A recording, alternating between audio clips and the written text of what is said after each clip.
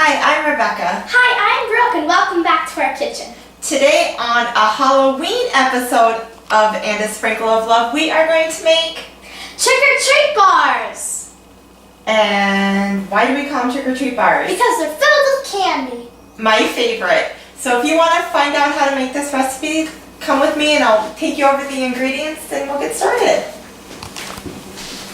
First thing you're going to need is an 8x8 inch baking pan, 1 stick of melted butter, 1 egg, 1 cup of firmly packed brown sugar, 1 tablespoon of vanilla, 1 heaping half cup of peanut butter, chunky, creamy, your choice, 1 cup of all-purpose flour, 1 cup of chocolate chips, and 1.5 cups of your favorite candy.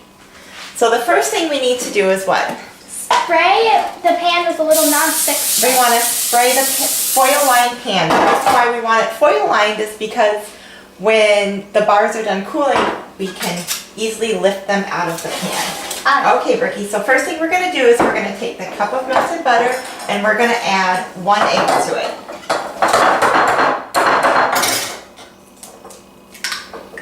And we crack it into a separate bowl so we make sure what? There's no shells. That there's no shells. Very good. And then we are going to add the cup of brown sugar, which is right here. Okay, carefully. And we're going to add the 1 tablespoon of vanilla. Very good. And we are going to mix that well. Really, this is such a simple recipe and it takes just a few quick minutes to put together. So we just want to get that nice and melted into the butter. And then, Brookie, we are going to add the peanut butter. So could you grab the peanut butter? Sure. Go ahead and put that in. And we can use this here. Here, you hold it and I'll scrape it in.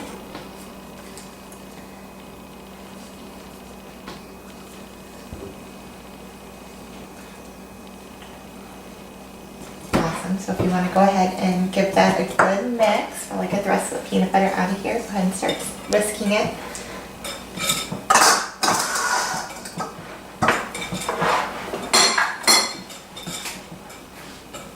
Perfect. Now we're going to add 1 cup of flour. So if you want to add that. Okay. Awesome. Thank you. And we just want to give this a good mix, but we don't want to over mix it. We just want to mix just until the flour is incorporated into the batter.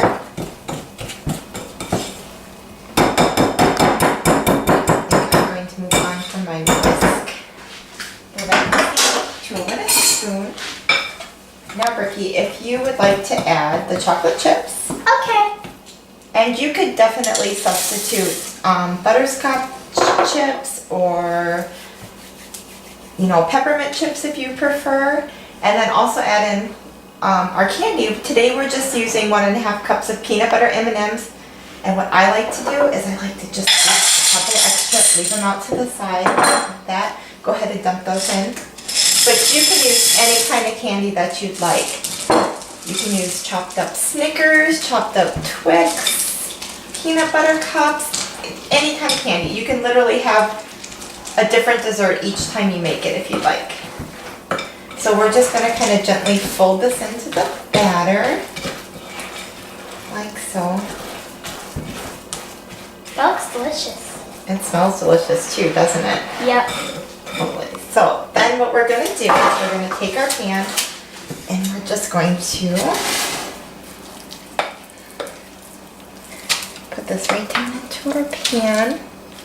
And we don't want to leave anybody behind, right? Yep. No peanut butter M&M left behind. Okay, and then we just kind of want to smooth it out evenly in the pan. And I should have mentioned too that before you get started, you want to preheat your oven to 350 degrees. So we smooth this out. And do you know why I left out some of those extra M&Ms?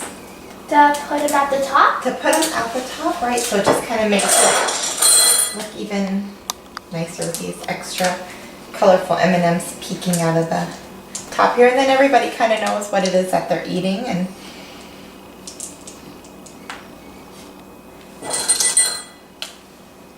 And you know, if there's one or two left and you just kind of wanted to pop one in your mouth, I ain't gonna be mad at ya. So what we're gonna do is we are going to bake this between 25 and 30 minutes in a 350 degree oven. And we'll check back when it's all done. So we allowed our trick-or-treat bars to cook in a 350 degree oven, and ours cooked for exactly 28 minutes. Now when you go to check on them, they're probably gonna look a little maybe doughy in the center, but that's okay because they're gonna still continue to cook for a few minutes even after you take them out of the pan or out of the oven. But we allowed them to cool for about a half an hour because that's pretty much all the willpower that this family has. So what we like to do is just real simple, is just remove the bars from the pan with the foil.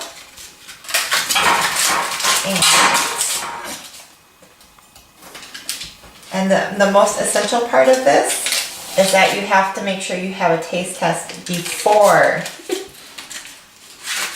you serve them to your guests. So here it is.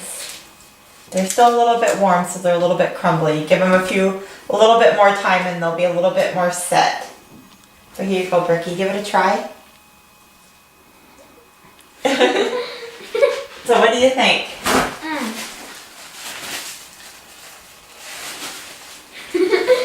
So what do you think, Brookie? I'll definitely share some of my trick-or-treat candy if we can make these again. You got it. Okay. And if you like this recipe and some more recipes that are all treats and no tricks, we'd love for you to visit us at www.andasprinkleoflove.com. And where else can you find us, Brookie? YouTube, Instagram, Facebook, and Pinterest. And we would love for you all to come by and visit and say hi and show us what you've got cooking in your kitchen. Thanks for stopping by, and we'll see you next time. See ya. Bye-bye.